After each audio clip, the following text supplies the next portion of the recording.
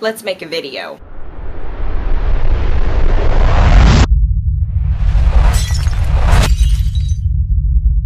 Hey, what's up guys? It's Terry Z here.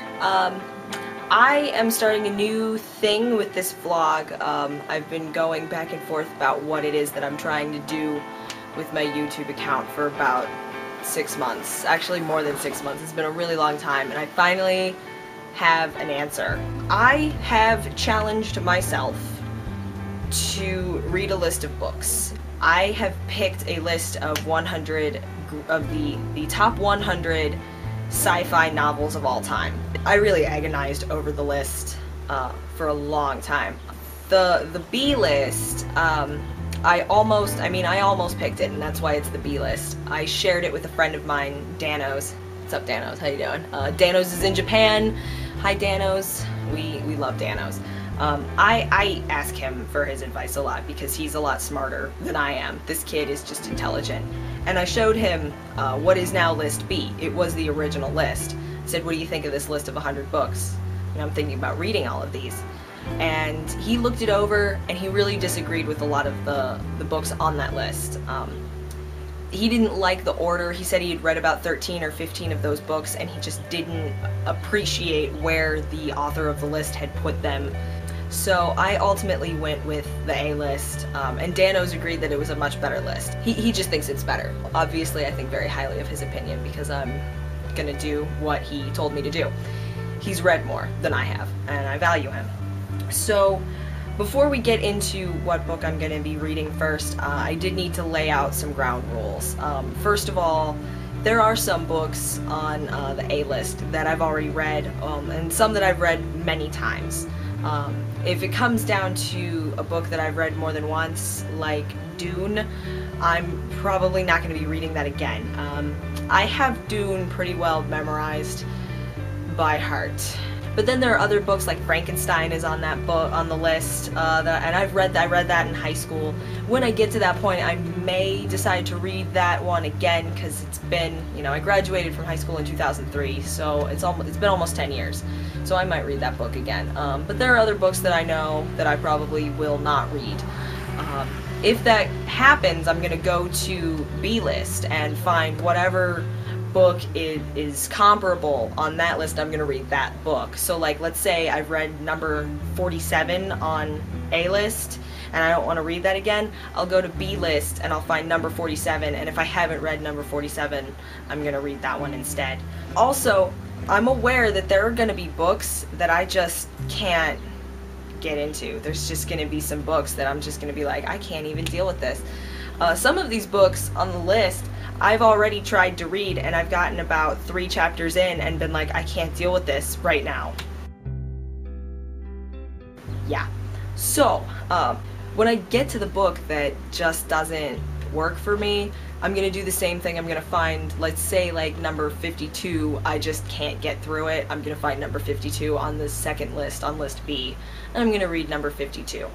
I must read at least 20% of the novel before I decide that I can't finish it. I have to read whatever it is. I feel like 20% is a very decent place to start. I actually have a 20-minute rule on movies. If the movie, let's say it's a comedy, if the first 20 minutes of the movie have not made me laugh, I'm done. I don't finish it. It's clearly not amusing to me. So this first book that we're gonna read comes from the B list.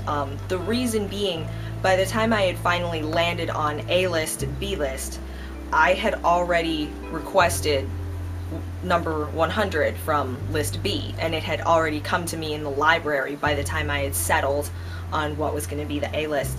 I had to go through Ohio Link to get this book, and that's pretty interesting. I don't know if you have anything like Ohio Link wherever you're from, but Ohio Link basically links all of the libraries throughout the state of Ohio together and onto one electronic resource, and you can then find whatever you're looking for and have it brought to you from wherever. So this book that I had requested had to come to me from Delaware, Ohio. Not Delaware the state, but Delaware, Ohio. I have no idea where Delaware, Ohio is. I'm gonna have to look that up. So, but at any rate, it took a while to get here. It took about a week to get here. So Anyway, the first book is The Word for World is Forest by Ursula K. Le Guin. So let's talk about Ursula and let's learn more about her. She was born in Berkeley, California. She received her BA from Radcliffe University in 1951 and her MA from Columbia University in 1952. And then she went to France and she studied there for a while.